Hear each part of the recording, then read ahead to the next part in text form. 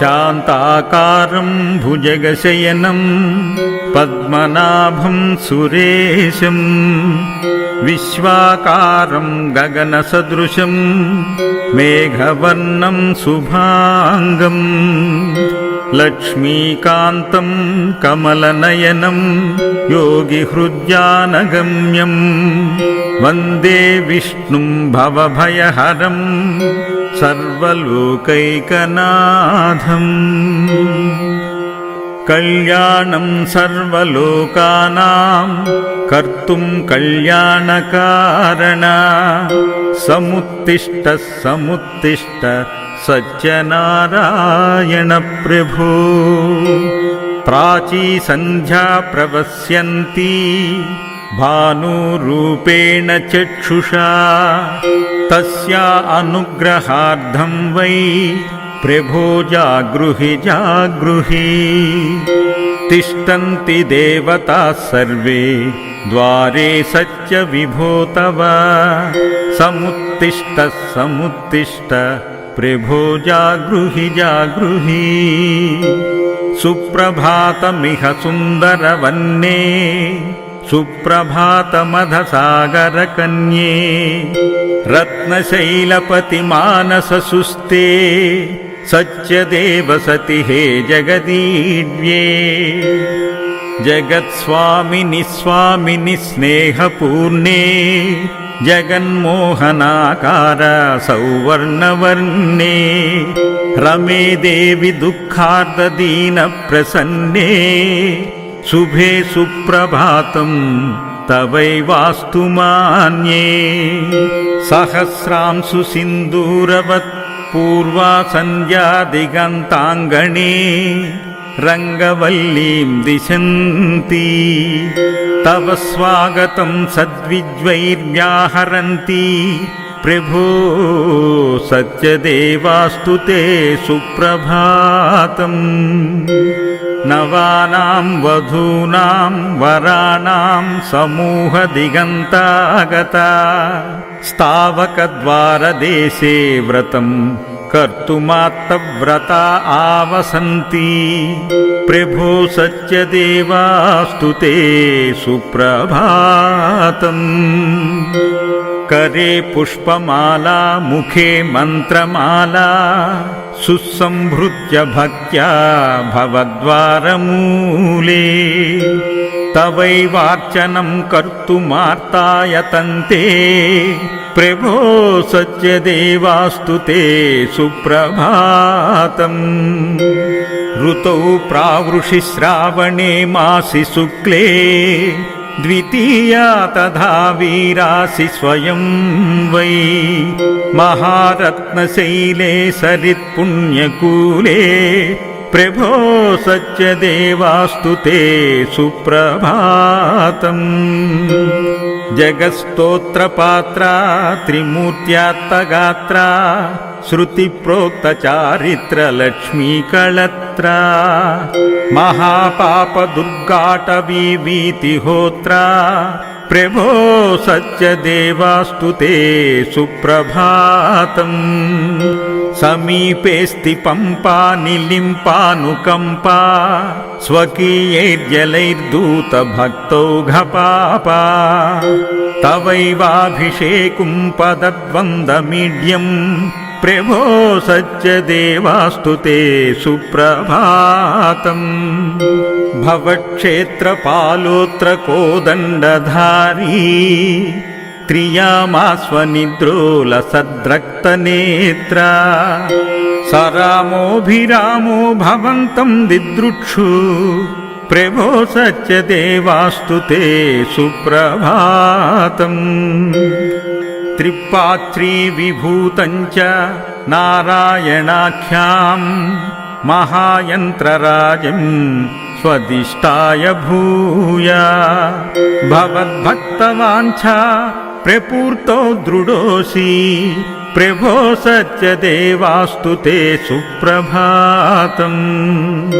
चतुर्वेदपारायण स्वादुकण्ठा चिरं वैदिकाग्रेश्वरस्तावकीनम् प्रभावं प्रगायन्ति भक्त्यानवद्यम् प्रभो सत्यदेवास्तु ते सुप्रभातम् मुखैरागपूर्णैरजस्रं सहस्रम् भवद्दिव्यगाधाच्च वर्णैरवर्ण्या सुकागोपुराग्रेषु गायन्ति रम्यम् प्रभो सत्यदेवास्तु ते सुप्रभातम् मनोवागतीतं महायोगिगम्यम् भवद्दिव्यतत्त्वं सुविज्ञातुमारात् समायान्ति सत्सधका भक्तवर्या प्रभो सत्यदेवास्तु ते सुप्रभातम् सुपाद्यं महात्म्यं तथा स्नानतोयम् सुगन्धिनी पुष्पाणि सच्चन्दनानि समानीय तिष्ठन्ति ते भक्तलोका प्रभो सत्यदेवास्तु ते सुप्रभातम् हरे नारद प्रार्थनां साधु मत्वा भवाब्धो निमग्नान् समद्धतुमार्तान्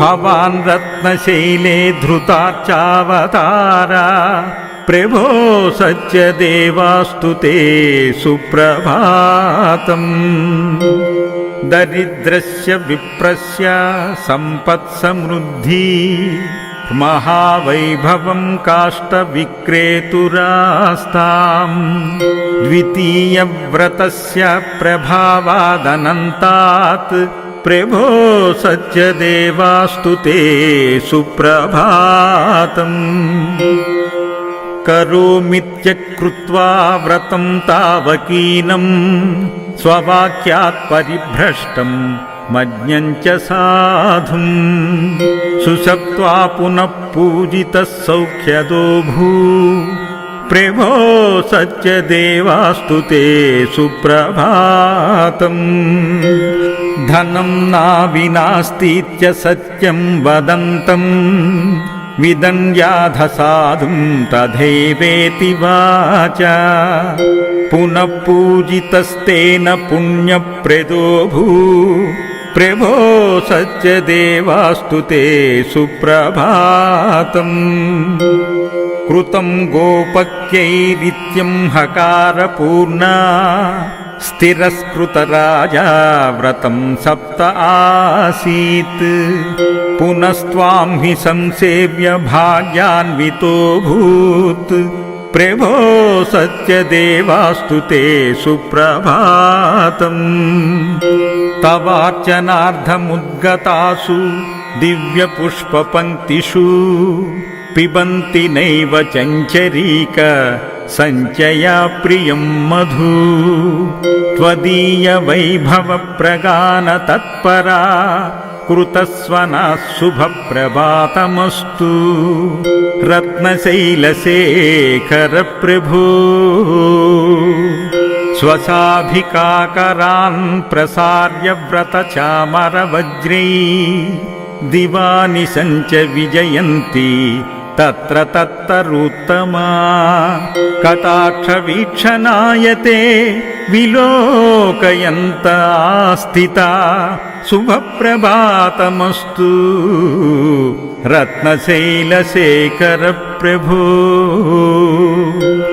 तवार्चनार्धमादरात् समीपतः सरित्पति चलत्सु वीचिकाकरै पिनष्टिपेन चन्दनम् गृहाण हे प्रभो इतीव याचते स्वघोषणै शुभप्रभातमस्तु रत्नशैलशेखर प्रभो प्रभाकरो नुलिम्पति प्रभां दिगन्ति भित्तिषु कराग्रकुञ्चिकावरै विचित्ररागरञ्जिताम् भवान् प्रभुज्य पश्यतीति भीतितस्त्वारयुता శుభప్రభాతమస్తు రత్నశైలశేఖర ప్రభో శుభప్రభాతమస్తు రత్నశైలశేఖర ప్రభో